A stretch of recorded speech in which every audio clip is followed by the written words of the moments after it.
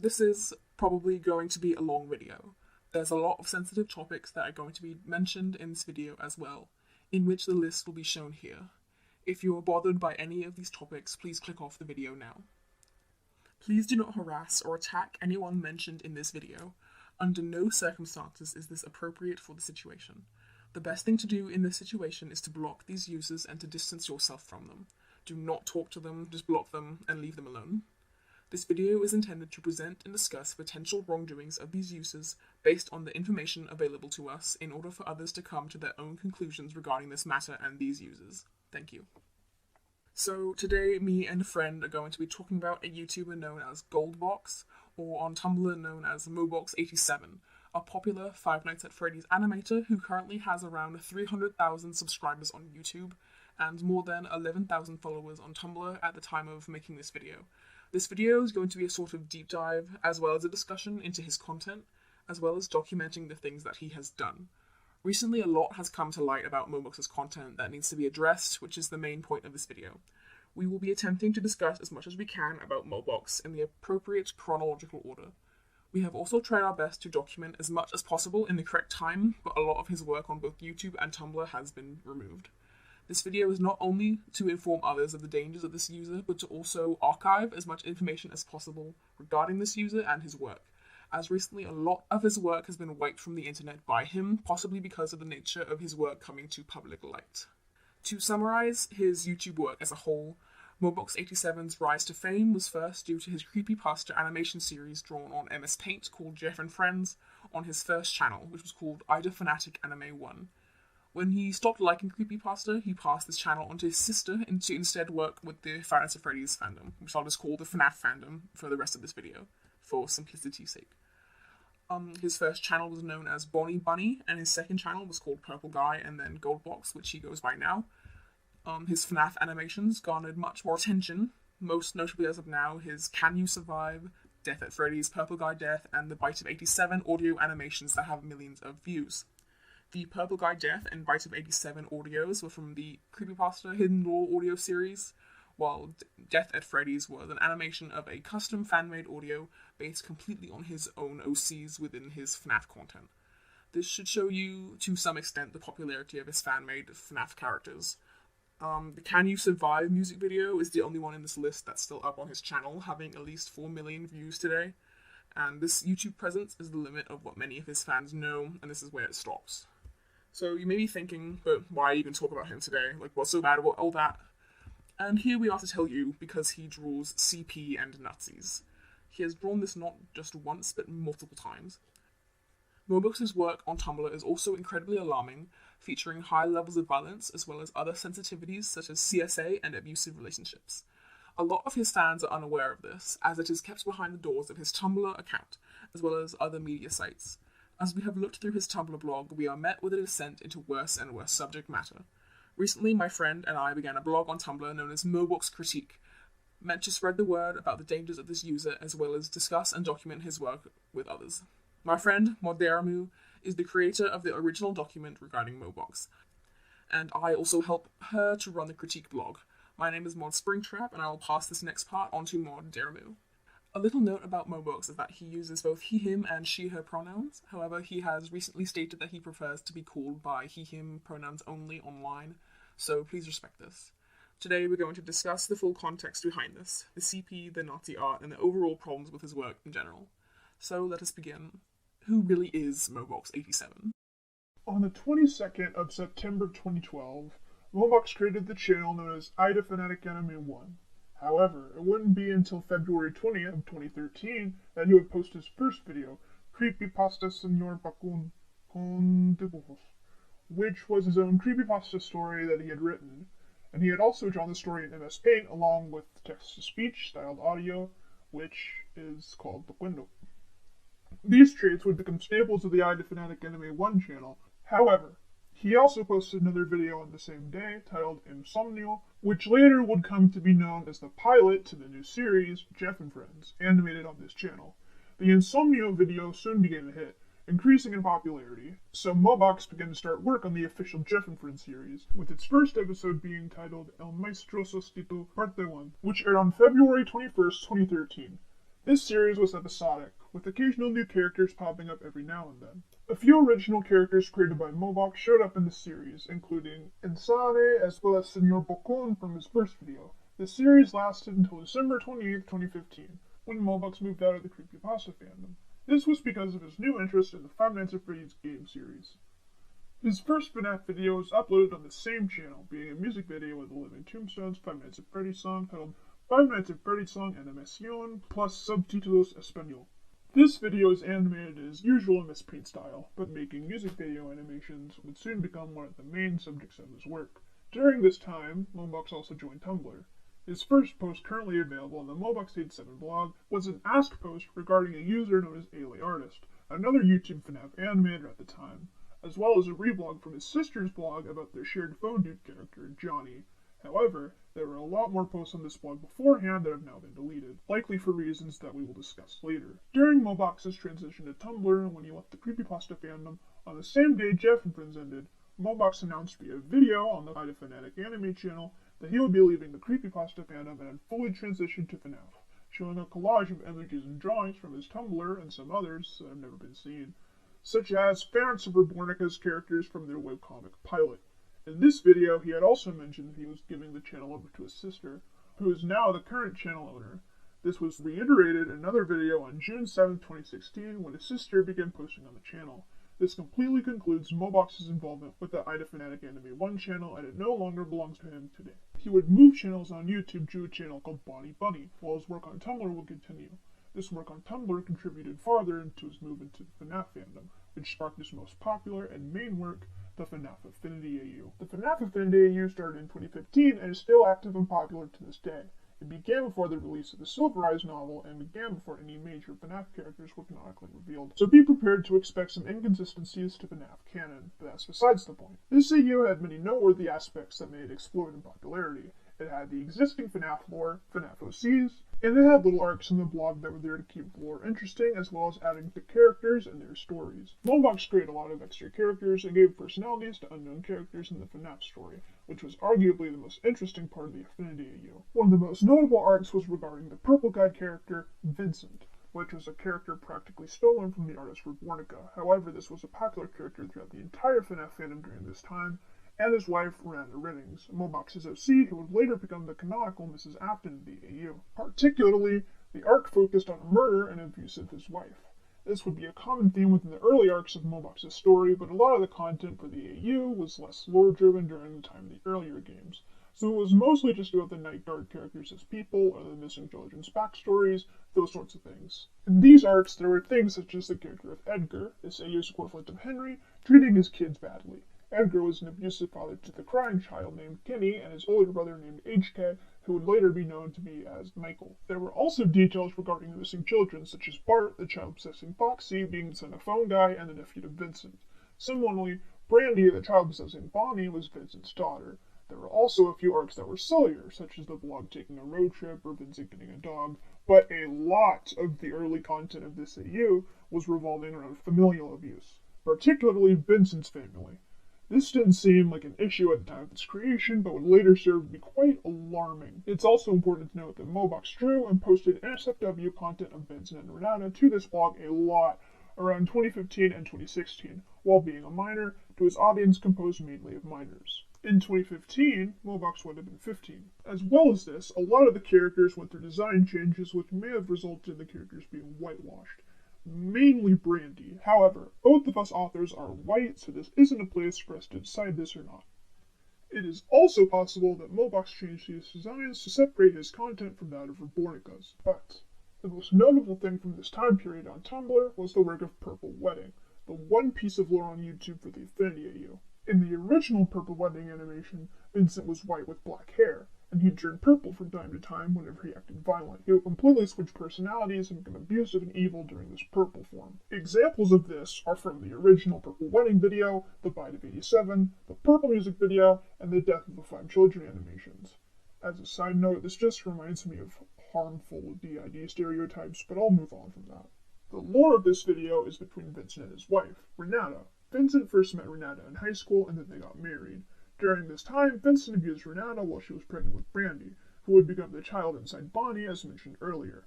Later on, Vincent killed the 5 kids, including his daughter, and was put into Springtrap. After this, Renata was put in the hospital due to a car accident.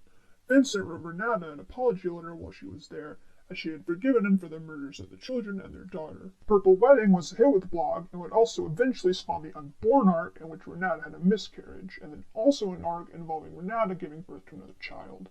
However, this latter character no longer belongs to Mobox, so we will not be discussing this character further. There was also a time during 2015 where Vincent was also shipped with Spring Bonnie. The shipping of humans and animatronics would also become a staple of the Affinity AU. A short while after this video was uploaded, Mobox's YouTube channel Bonnie Bunny got taken down due to copyright issues, but soon he would make a new channel called Purple Guy, which was later renamed to Goldbox. The FNAF Affinity AU was still slowly beginning to grow, but by the time that FNAF World and Sister Location came out, however, the blog had exploded in popularity on FNAF Tumblr. The release of FNAF World was where the blog really started to take a darker turn. So far, the blog's content wasn't particularly concerning, as this was FNAF, a story about murder and death and gore and even abuse. I mean, the main character in the AU was literally a serial killer, albeit a lubrified one, and it wasn't out of the ordinary for a FNAF blog to be focused on gore and death. However, as we will soon find, this obsession with gore goes deeper, as well as that of the problematic content in the AU would soon be more visible. As of writing this script, there are a lot more surviving posts from early 2016, which is also around the time that FNAF World was released, being on January 21st, 2016. However, it wouldn't be until May that FNAF World would truly blow up on the blog. FNAF World Update 2.0 was released on May 13th, 2016, and in this update the character of Chica's Magic Rainbow was introduced. This character also became a staple of the blog, as Mobox would frequently humanize the inhuman characters. Rainbow's human form, also known as Makibora, became a main character during this time. The reveal of Baby and the sister location game would also happen during this time, with the release of the trailer, sparking a new arc for the blog, with new characters and more popularity with each new game. The first thing to go over would be Rainbow's characterization as well as her arcs. For reference, the arcs of the Rainbow, as well as the FNAF World characters in Pinwheel Circus and sister location characters all seem to occur concurrently. Rainbow's characterization wasn't too much of a big issue. She was mostly erratic and loud, as well as being a bit of a dunce herself. The biggest thing involving Rainbow directly was that Mobox once answered an ask in which he drew Rainbow singing the Insula. This ask was during the arc where Rainbow became pregnant with Bubba's children. A lot of the FNAF World content was silly nonsense, but there was also a few moments that stood out. This also requires the introduction of another one of these FNAF World characters, Big Jack. This character was also the head of the Pinwheel Circus in this AU. Mobox also revealed his backstory in one of his comics, and so that was as follows. Big Jack was created in order to act as a guardian angel sort of character, and to protect a kid named Jackie, who was around 9 or 10 years old, shown in a comic of Mobox's in which Jackie and Big Jack's origin is introduced. Jackie was incredibly lonely and had been bullied in school, which led to her attempting to commit suicide, but instead Big Jack was created to be her friend, which he was until Jackie supposedly died in a car crash. The Pinwheel Circus had been his dream to build with Jackie, and he built it himself even after her death. But he also built the circus on his own, and then ended up being an abusive boss to all of the workers, physically as well as mentally. A lot of this is shown in the arc on Tumblr. Bubba from FNAF World was Big Jack's main victim. I understand this may have been to parallel a real-life circus, and to portray animal abuse that is commonly experienced here, but the way that this is portrayed isn't exactly on the mark, because all of the employees of the circus are portrayed as being humans. Some aren't even animal related at all, making it, which is really strangely gross again. Eventually in this AU, Bubba ended up retaliating against Big Jack and killing him, but this may have been retconned, as Big Jack would soon return during the sister location era. It seems that a lot of Mobox's fans missed out on the possible intentions of this era of the AU because the blog fans, ended up electing Big Jack as president during an arc in the AU known to us as the election arc. This arc was majorly led by the fans of this blog, as that was the nature of the election, and so it was worrying to us when they chose a canonical abuser to be the winning character. It does suggest to us that Mobox's young fans are unaware of the gravity of these portrayals. After FNAF World came Sister Location, and this was another big moment for the blog's popularity. FNAF Sister Location was released on October 7th, 2016, and Mobox was quick to begin drawing the plethora of new characters. A lot happened regarding the Sister Location characters, but some of the major players in the AU were End Baby, Funtime Freddy, Bonbon, and Yendo, each of which we will be talking about in this video. It seems the more popular characters are usually the ones with the more concerning stories. The first characters we will be talking about from this arc are Enid and Baby, being the most important characters of the game, as well as being incredibly popular within the AU. These two were also shipped together during the early sister location days and are still a canonical couple within the Affinity AU. Unfortunately, a lot of the Enid Baby content was also rather questionable at best and abusive at worst. The worst thing that we currently have image evidence of is the initial age gap between Enid and Baby during the 2015 AU arc, with Baby being 16 and Enid being 53, which is disgusting to say the least.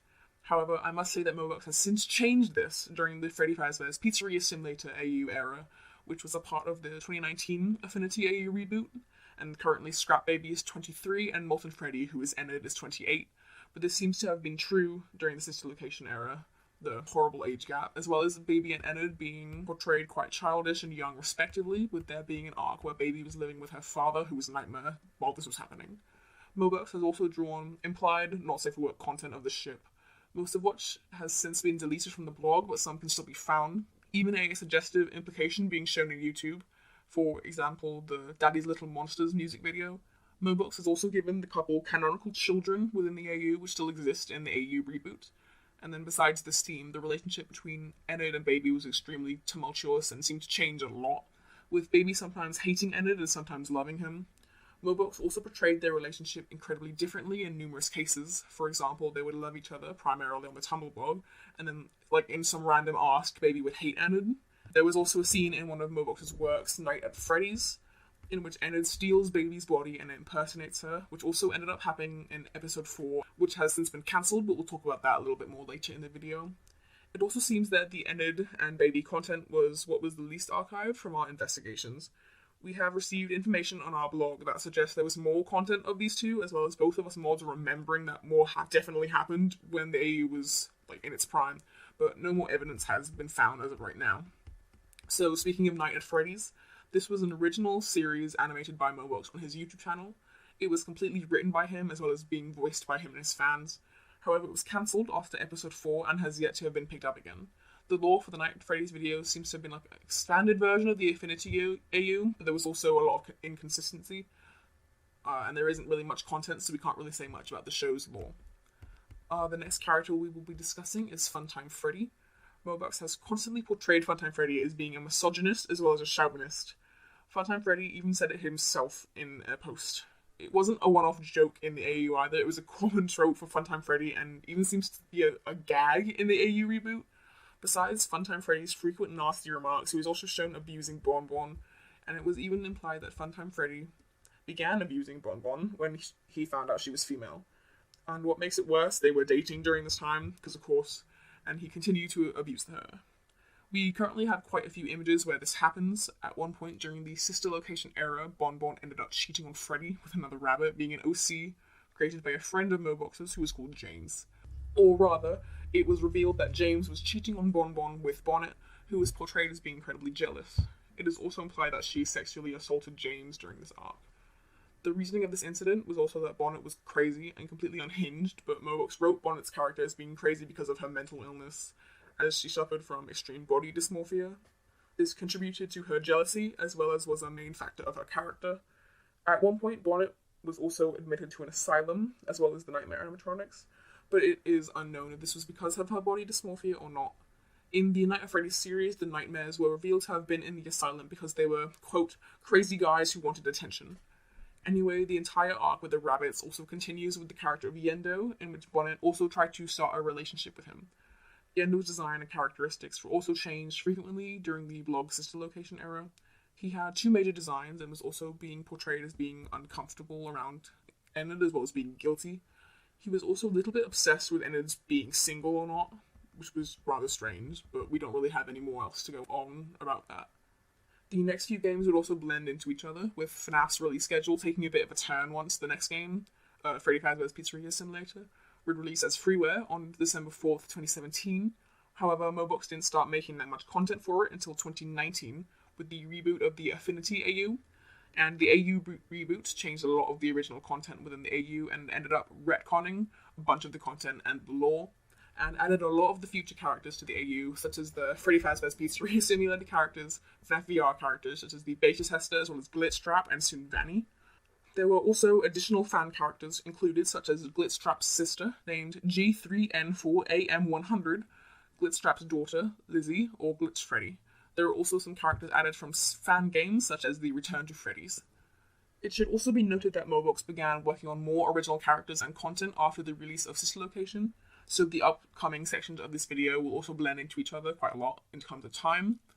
A lot of this upcoming content we will be discussing is from 2019 or later, as the OC content became the central focus and the FNAF AU was put more on the back burner, as well as content for other blogs becoming more popular, such as his Bendy blog and his Cuphead blog. The OC content will be discussed in the next section. Anyway, the AU was mostly shelved until the reboot in 2019, as well as another arc that began with the release of The Curse of Dreadbear on October 23rd, 2019. The key change with this new DLC was the introduction of Vanny, and Vanny's introduction changed a lot of the AU lore. On November 20th, 2020, the original Purple Wedding was remastered to include these changes as well. The biggest change was that Mobox began shipping Vanny and William, and this also began to show in other places as well, namely a pair of roleplay blogs run by Mobox, which were centered around the ship. The most recent content regarding this ship was posted as part of the Purple Wedding Rewritten. The Glitchtrap blog was a lot less active, but the Vanny RP blog was rather disgusting to look at. Vanny was portrayed as being a reluctant follower, but she was also shipped with William and portrayed as being some sort of servant to him, frequently calling William her lord while they're romantically involved as well. The ship's age gap is also discussed, but then dismissed. Vanny and William is regarded to be highly problematic and even predatory by the overall FNAF fandom now, but this doesn't seem to stop Mobox from also drawing sexual content for this RP blog, which it is mostly localized to, but it is also mentioned occasionally on the main blog. In terms of the lore changes for Purple Wedding, William and Vanny run away together, and he leaves Renata, instead of her forgiving him for the murders and still loving him. Another important lore change, although not directly related to Vanny, is the fact that the phone guy Scott is no longer William's brother. He also has a second son, being the Beta Tester, who is another one of Glitchtrap's followers in this AU. Beta Tester, who I'll just be calling Beta because it's easier, was also shipped with Scrap Baby at one point in time, between the times when Baby was dating Enid and then Molten Freddy. There was also a fic published on Mobox's Wattpad titled El Mejor Pretendiente that showed how the two met, and this also showed Baby and Enid having sex, but okay, I guess. The biggest concern regarding Beta was the ship, because Baby was still possessed by Elizabeth, William's daughter. Mobox also states in a post that Baby has green eyes while being possessed by Elizabeth, and Scrap Baby has been drawn with green eyes during the time that she was dating Beta, although we don't know if this design aspect is also covering Scrap Baby as well. However, it has been confirmed that Baby and Scrap Baby are definitely the same character. Even if Elizabeth was not controlling the body, the fact that she has to watch Baby date an adult man through her body is kind of concerning. Speaking once again concerning shipping, we can come to our final point with this section, which is currently Lefty.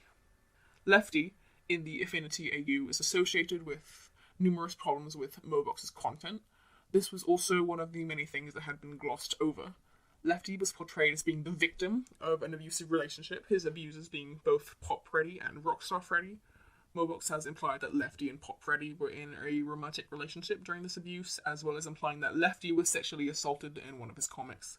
He was also heavily questioned when the comic sketch was released, but he'd claimed that he didn't know what the sketch had once supposed to mean, as the comic was first drawn a while before it was published, but then Mobox ended up drawing this scene anyway.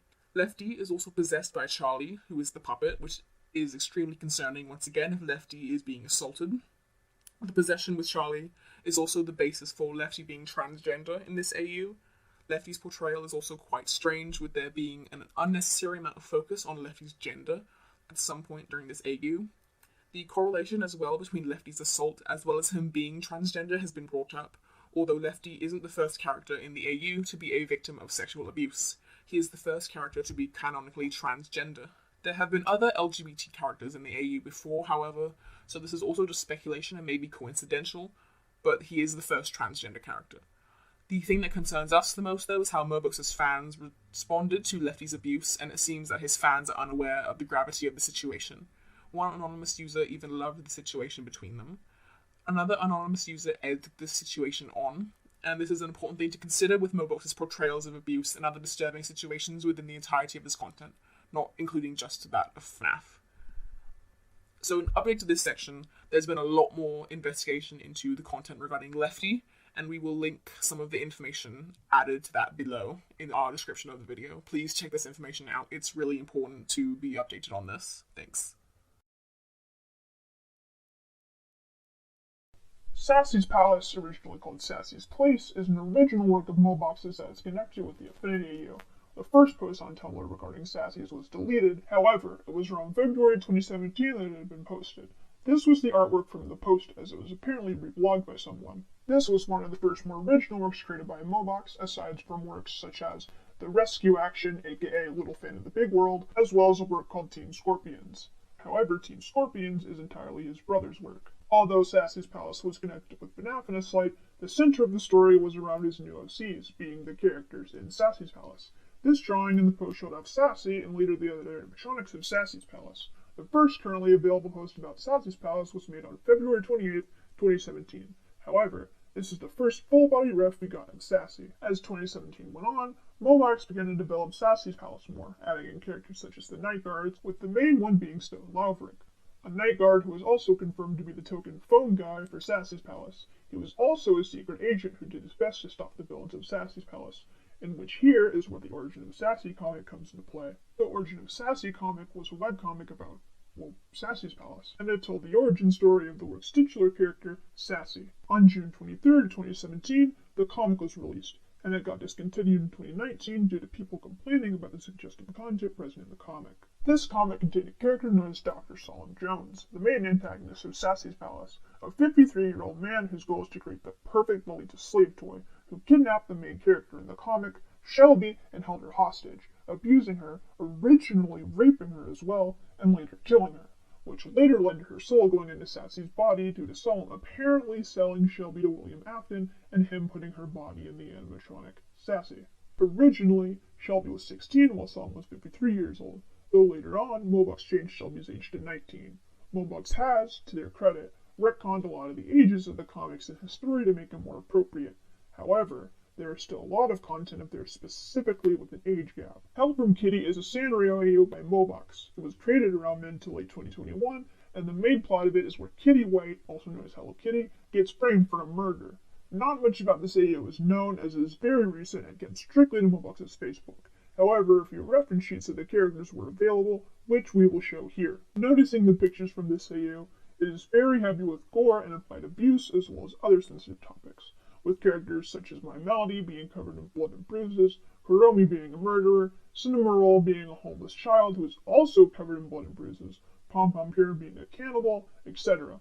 as well. In this AU, Mobox showed NSFW of Hiromi and My Melody, though being cropped. These pictures were soon deleted on his Facebook, though the part with Hiromi is still around, which will be shown here. My Melody even has a boyfriend named Robo, who is the main character in this AU apparently, as is mentioned in several of the reference sheets with the other characters, which seems to make the NSFW of My Mellow and Kuromi even worse. Not to mention that the implied canon age of Kuromi in Sanrio itself is 12 years old. We are currently unaware if Kuromi's age has been changed as of now. Mobox also has multiple works about his main OC, Cassie, an 18-year-old rabbit who is a rape and kidnap victim and an inventor. Mobox has seemed to infantilize Cassian, as shown in the Toy House bio for him. There are also about 4 works with Cassian in them, which we'll go over them here. Mobox has an unfinished comic where there are Cassians in multiple dimensions called Polydimensional, and this, a character named Skazzer, is the main antagonist, who was previously called Cassian Dictator, who wants to take over all the dimensions in the universe and capture all the other Cassians from all the different dimensions. For the first Cassian shown in the comic that has been captured, a Dr. Cassian from a different dimension captured a gender-bent Cassian who is female, and it's implied that he raped and impregnated her.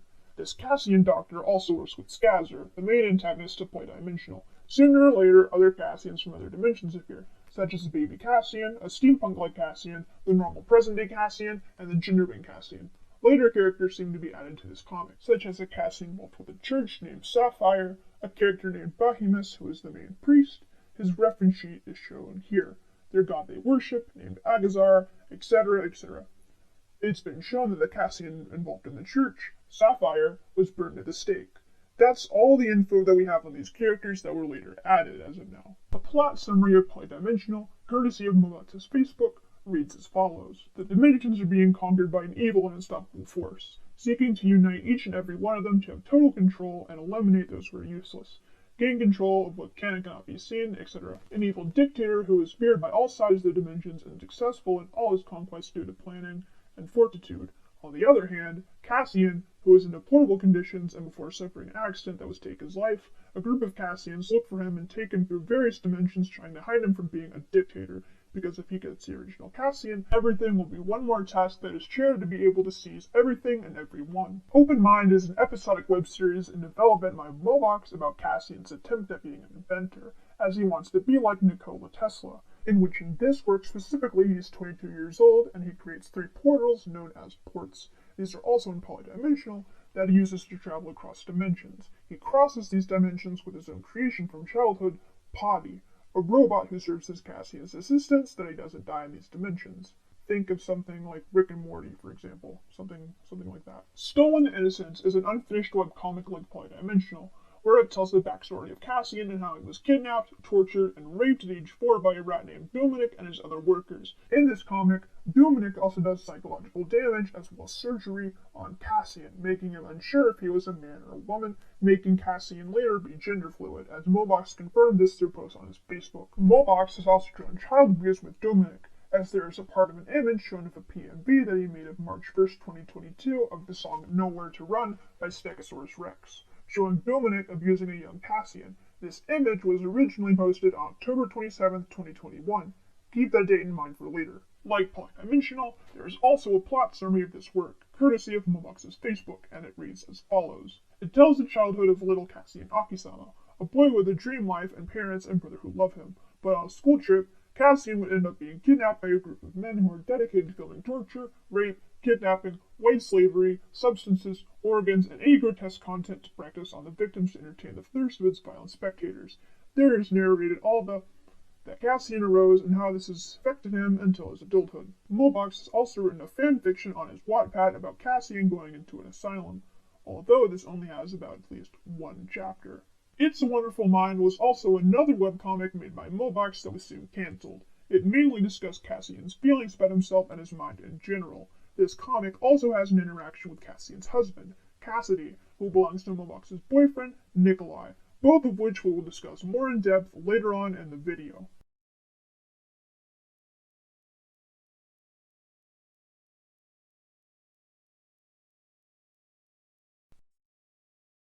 So this part is where we sink into some of the most damning things that Mobox has done. On September 17th to 21st of 2020, Mobox posted these drawings to his Twitter under an alternate account called Pixie Lovely, which the account has since been deleted.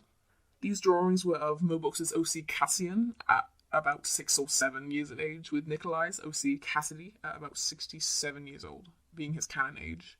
These drawings were all incredibly disgusting, and while these drawings were around to the public, Mobox and Nikolai covered it up by saying that it was a joke about Mobox's pet rabbits at the time. And something we have also begun to notice about how Mobox draws not safe for work content is the fetishized aspects of the gore and the violence. Mobox has drawn not safe for work many times before, apart from this instance, and a lot of it involves blood and gore in a sexual setting. This puts a lot of Mobox's older work into a horrific new perspective regarding the overuse of gore and violent themes. Thinking specifically of even the old arcs of Vincent and Renata in the older days, as well as even like the Hell from Kitty AU, as well as this aspect a lot of the NSFW is particularly unsanitary as well. For example, a piece involving an OC named Sakura, made by Nikolai, and a FNAF OC named Mad Trap. Mad Trap was the main antagonist of the comic Breath of Hope, which was the sequel to the They Shouldn't Know comic that we discussed earlier. Sakura is now instead shipped with Dominic, the child R antagonist in Stolen Innocence. Returning to the illegal content on his Twitter, while Mobox had this alternate account, he tried to deny his behavior to other people, which we will show evidence of here.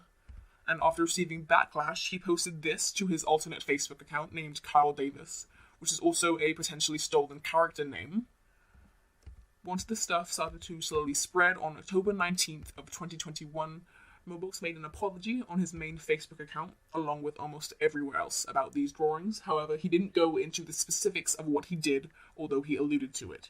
He did not say outright, such as drawing the CP or drawing Nazis, so all of his fans in the comments of the post forgave him. However, later on we'll get back to this.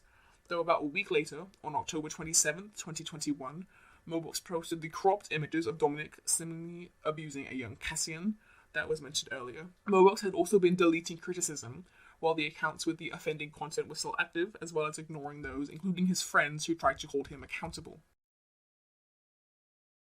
Starting in June or July of 2021, Mobox started making art of Nazis. These pieces are shown here.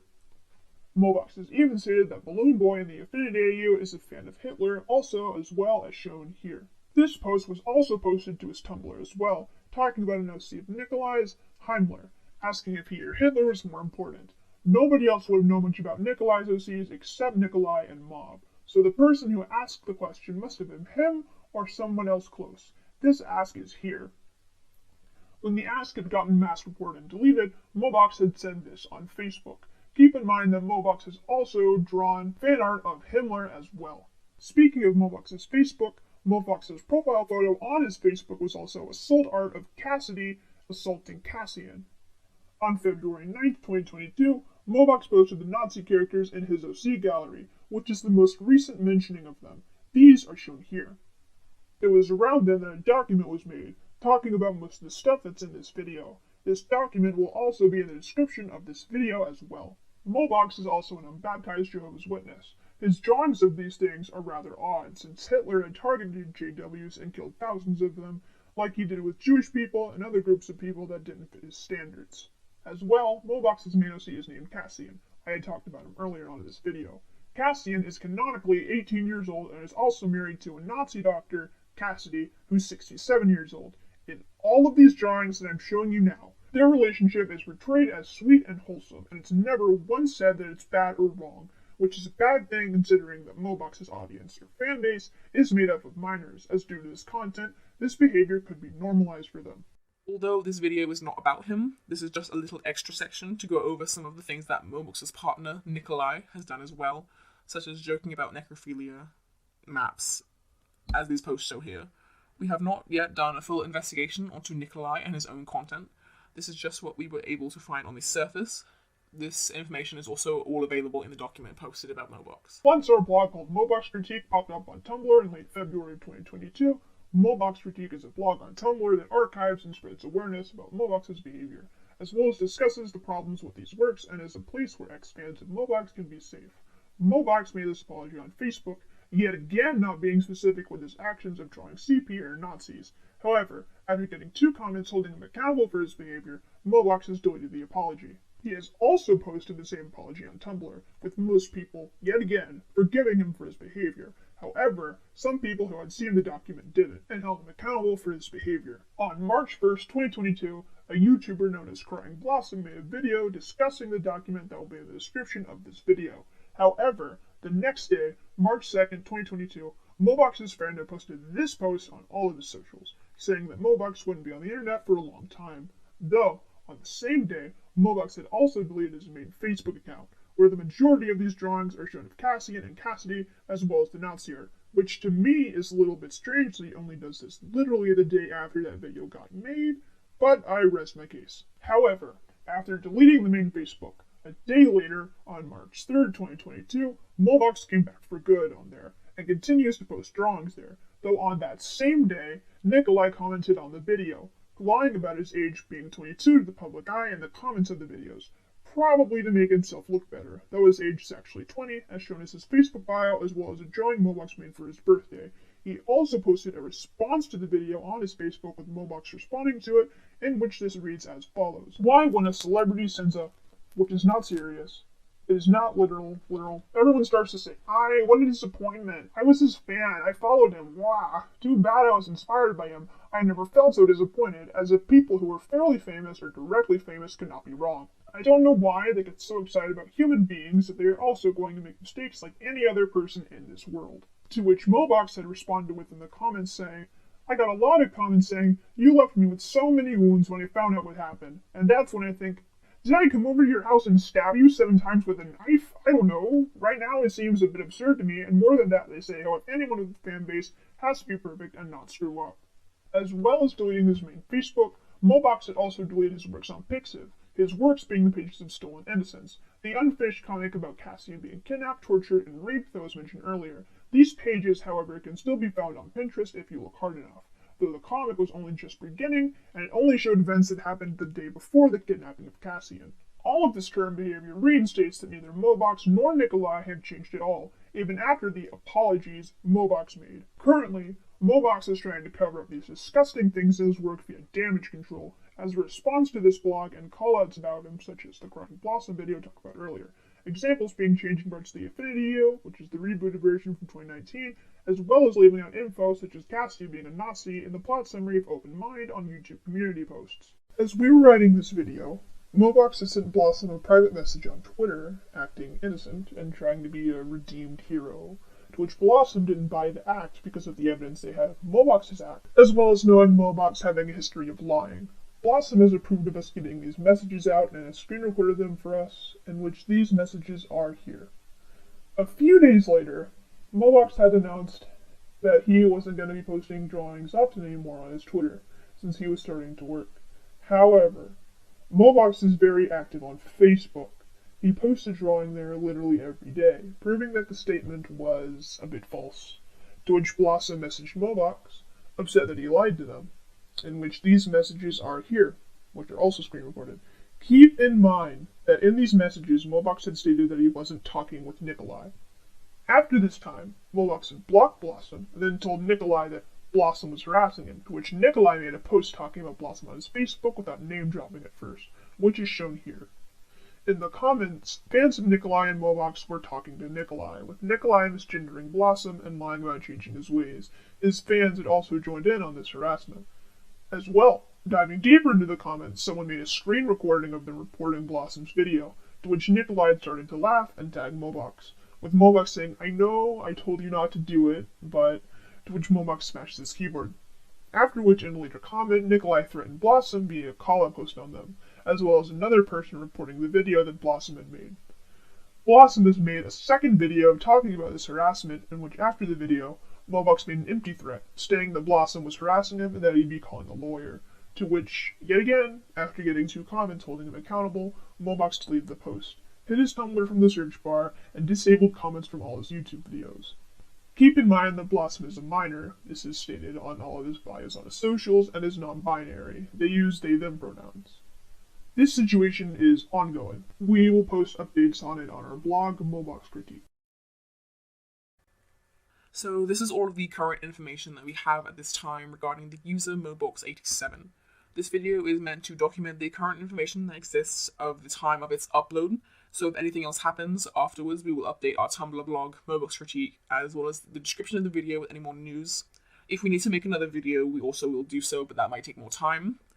Our Tumblr blog is also linked in the description of this video. I recommend you check it out if you have any questions or have anything else to add to the discussion. You may have noticed that myself and Morderamu have chosen to remain anonymous, as well as our voices being distorted.